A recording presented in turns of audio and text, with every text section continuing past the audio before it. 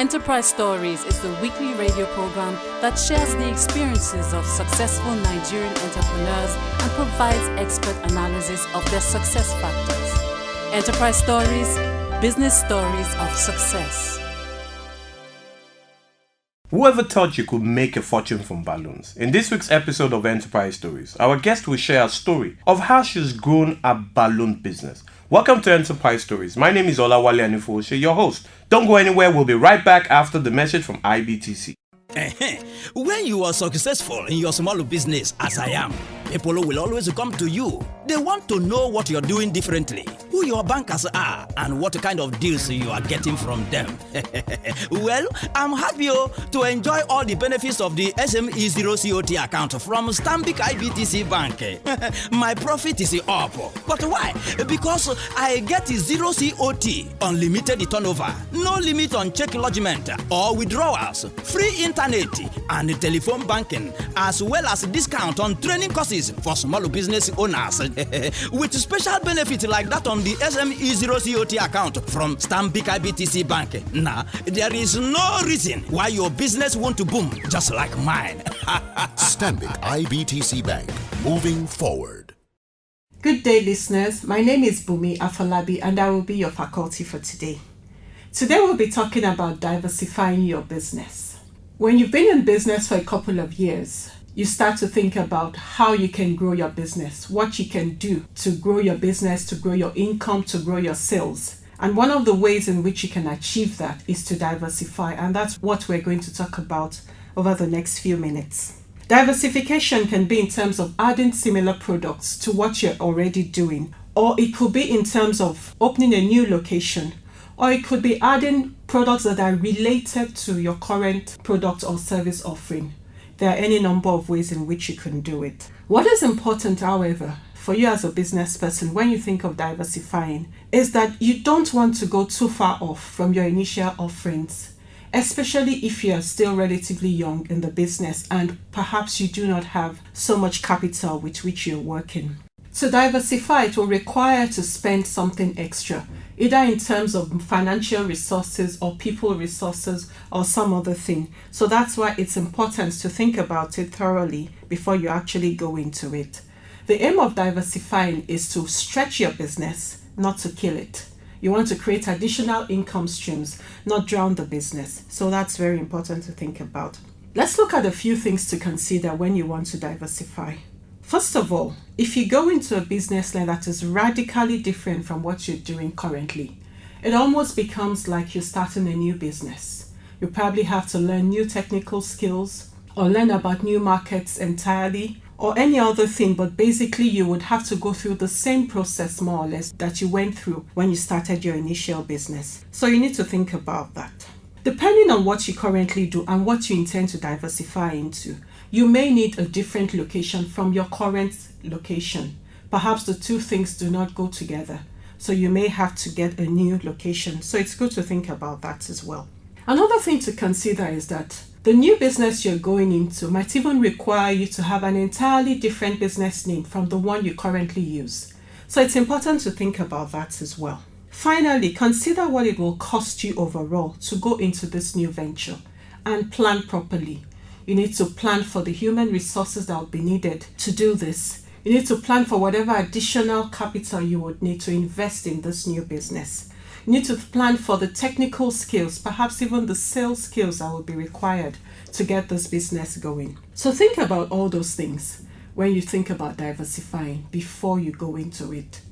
I will tell you the truth, there is nothing wrong with staying where you're at if you're making money and you feel that you're comfortable. However, remember that we should never ever get complacent. It's very easy to believe that you're making money and things are all good and well, and then you don't do anything about the future. And then suddenly you wake up one day and find that some new guy down the road suddenly has come and overtaken you. Remember that nobody can stand still. In business, it's not possible to stand still. You're either moving forward or you're moving backward. One of the ways in which you can move forward is to diversify your business, and I encourage you to do that, but I also caution that you do it with a lot of planning. Thank you. My brother, you see, for this our import and export business, not be who go China pass na be the issue. Now who you dey follow talk na im matter, eh? Who you dey follow talk as how? The expert then we sabi the business of import and export in total. People like Stanbic IBTC Bank. Stanbic IBTC? Na person name be that? Stanbic IBTC Bank na my bank, and then sabi my business well well. Announcing the arrival of Flight 220 from China. Doing business in China?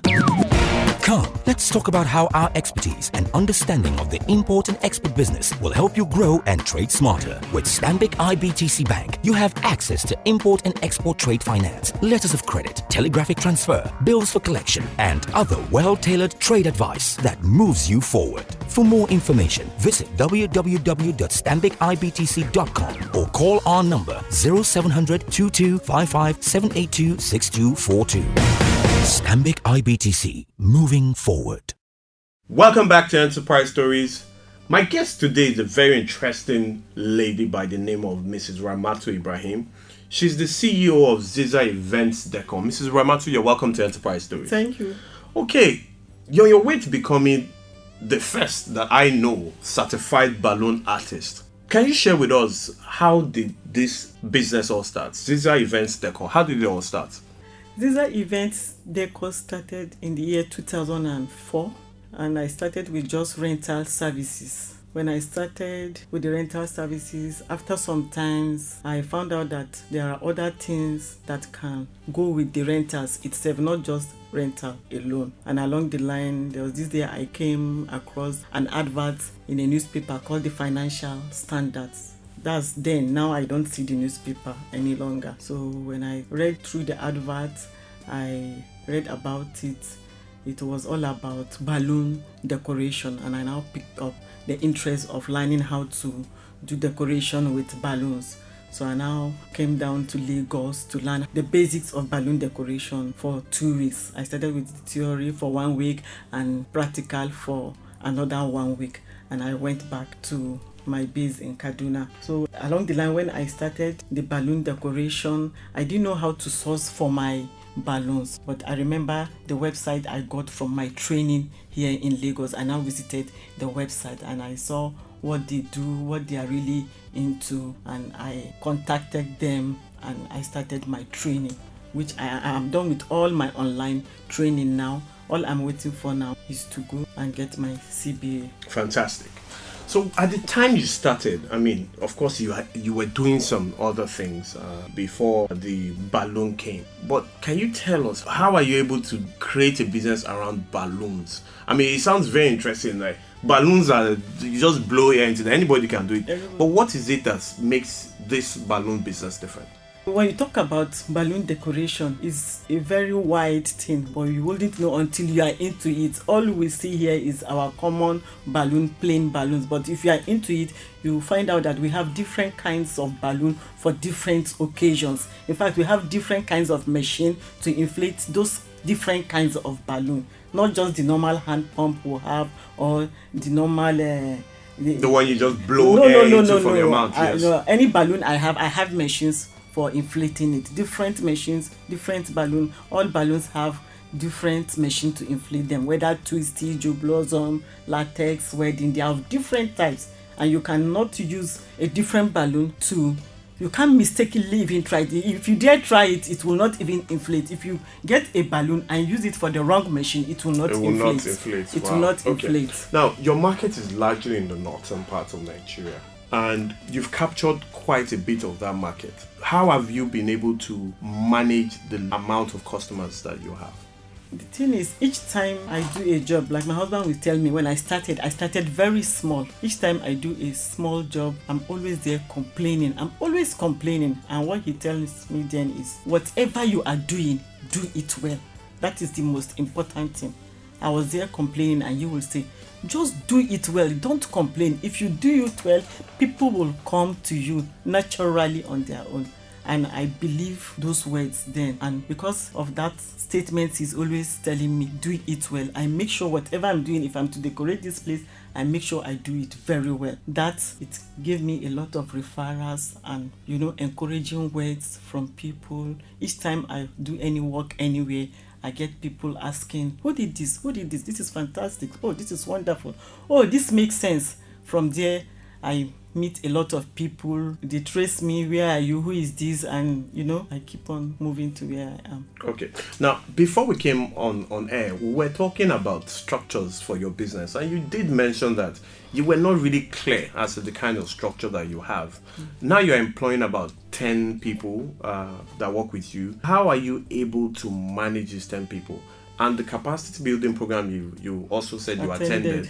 How did that then help you to become more structured in your operations? Before I came for the EDC program, I never had structure.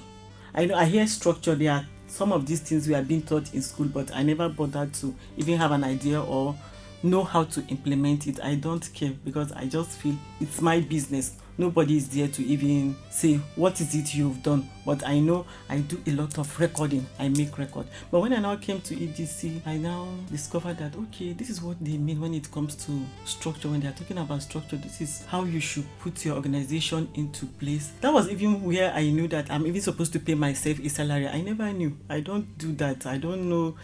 Money is your money. Money is money. So I don't know I'm even supposed to pay myself a salary. All I do is work, pay my staff, pay the secretary, pay the store manager, the manager himself, the driver, anything that has to do with the logistics. I just make sure I do the right thing right and I'm done with my job.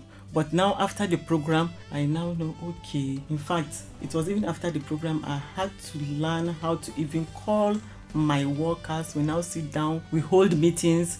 I tell them this is how I want us to work. I learn how to work with my boys as a team. I learned that we should be family as an organization, and I also learned how I should carry them along at all time, how I should motivate them. I learned about all these things, and it had really helped me. My staffs really saw changes in me. After the program, they were like, oh, Auntie, you are always saying you are going for a program in Abuja, so this is what is going to come out of it. So it has really been fantastic. I mean, so far we've been talking about the good side, but in business, there's another side. Can you share with us some of the challenges you've experienced and how you've been able to overcome them? Some of the challenges I faced in the business has to do with funding. Because when I started very small. I remember starting with just 200,000 naira. I used 100,000 to pay for the rent and the remaining 100,000 to just get my rental items for renting. And what I did then was, each time I give out anything for rent, whatever I get, I go, I buy again. I'm like reinvesting all the time. And when I started with just me and a boy. Along the line, as I am growing, I am getting more of the boys. But as I'm getting more of the boys, the jobs are coming. I have this challenge of even managing the boys themselves, managing the fund itself, because more hands are coming, more money is coming, but I can't manage it. So along the line, what I do most time is, each time I started initially, each time I have a job, I get my money and be paid for. I pay all these boys. When I pay them, up to today I still do it. But when I came to EDC and I was told to pay myself salary, that was how I started to pay myself salary. But whatever remains in it, I still go and check what is it I should replace. I do. If there's nothing, then I take my money to the bank. But if there's something, I don't want a situation where a customer comes and I don't have anything on ground. I don't want a situation where I re-rent. I don't like it. But EDC taught me how to outsource. And with outsourcing now, I don't even bother to even go and even buy anything again. When I don't have something, I go now, I learn. Since I've already learned it, I go far as going to outsource for my business. Okay. Now, you spoke about managing your people as being one of the challenges. What have you now done to be able to manage your staff? You said you have about 10 of them now. No. How are you able to manage them properly now? Most of them are students. Some are even serving right now. Some are in school. I have secondarians and I have those in the polytechnics and in the universities. What I do is, each time I have a job, even when there is no a job, I make sure there's something for them to do. For instance, if there's no job, the guy in the store, I make sure he has enough time to put everything in place, because jobs can come in any time, any hour, any moment. So that is there. Then the others, I make sure, I even go as far as giving them bonuses at the end of year. I ask some of them how much do they pay for their housing. If I can afford, I give, but not all, because some are still under their parents. But now after the program, I hold meetings. The meeting I hold now help me to tell them this is our mistake, this is where we are going. And I even send some of them to go as far as marketing. Before I don't do it, but now I send them to go out for marketing, which I also do, but in different directions. Yes. You mentioned marketing as also being one of the things that you were a bit weak in the area. I mean, how do you generate more leads? So this was one of the solutions you put in place to be able to get customers to come to you. Yes, of course. Apart from getting referrals from most job I do. Yes. Wherever I see that there's a big job, not small job, I choose where I go to. You understand? And if I don't have a job and I'm less busy, I go around town, I go to places where event holds and see if there are events holding there. And after the event, as people are coming out, it could be a bigger hall or an open pavilion, I go as far as giving them my flyers. I ask my boy to go to another place.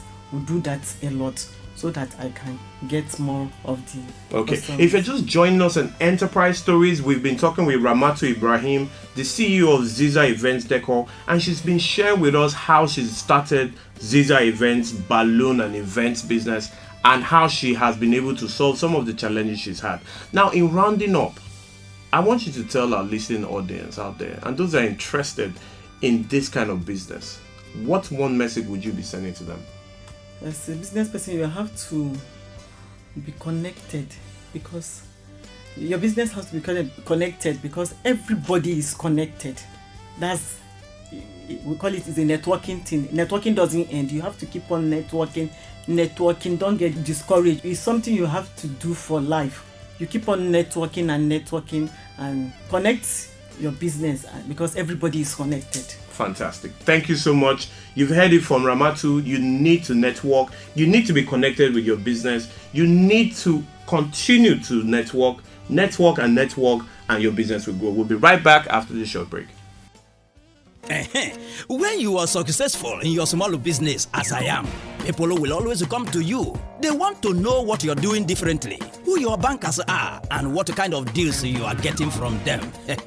Well, I'm happy to enjoy all the benefits of the SME Zero COT account from Stanbic IBTC Bank. My profit is up. But why? Because I get zero COT, unlimited turnover, no limit on check lodgement or withdrawals, free internet and telephone banking, as well as discount on training courses for small business owners. With special benefits like that on the SME Zero COT account from Stanbic IBTC Bank. Now, there is no reason why your business won't boom just like mine. Stanbic IBTC Bank, moving forward. You're tuned in to Enterprise Stories, brought to you by Stanbic IBTC and Enterprise Development Center of the Pan Atlantic University. We are back. We are now in the analysis segment, and we've just heard the story of Mrs. Ramatu, the balloon lady. Bumi, give us your expert analysis. Thank you, Wale. Listening to Mrs. Ibrahim speak, one thing that actually struck me and came out to me so clearly was the impact of training on a person and her business.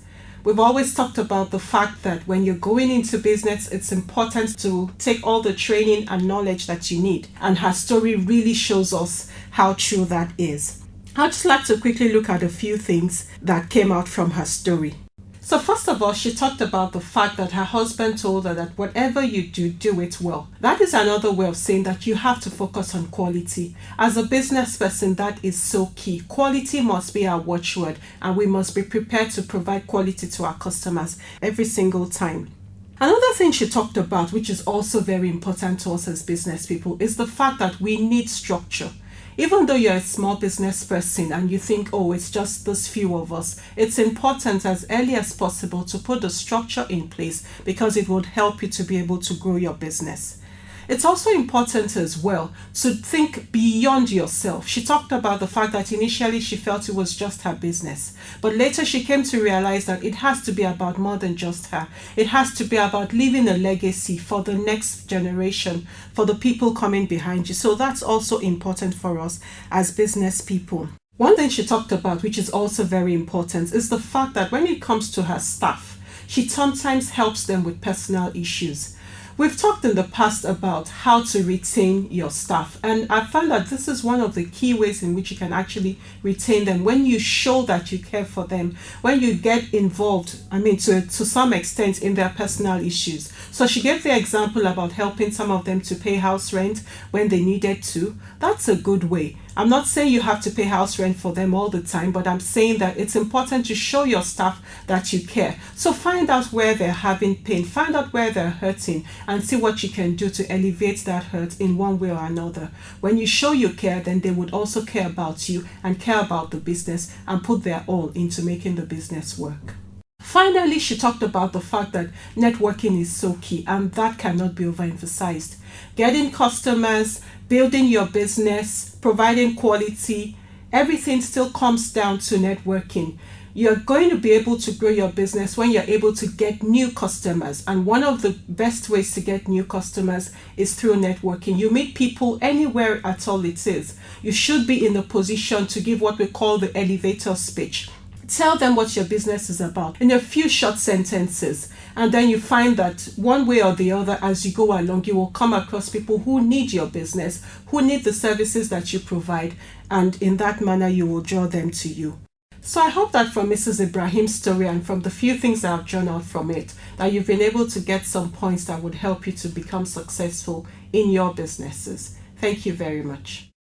Thank you very much, Bumi, for your expert analysis. Listeners, if you're just joining us on Enterprise Stories, we've come to the end of this week's episode, but not to worry. You can visit edc.edu.ng and download this week's episode. Until next week, when we come again with another enterprising story, stay blessed.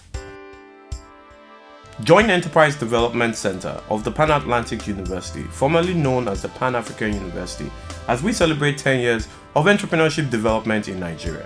For questions and comments, please email edc@pau.edu.ng or log on to Enterprise Stories on nigeria.sme2kit.org for useful resources and articles to help grow your business.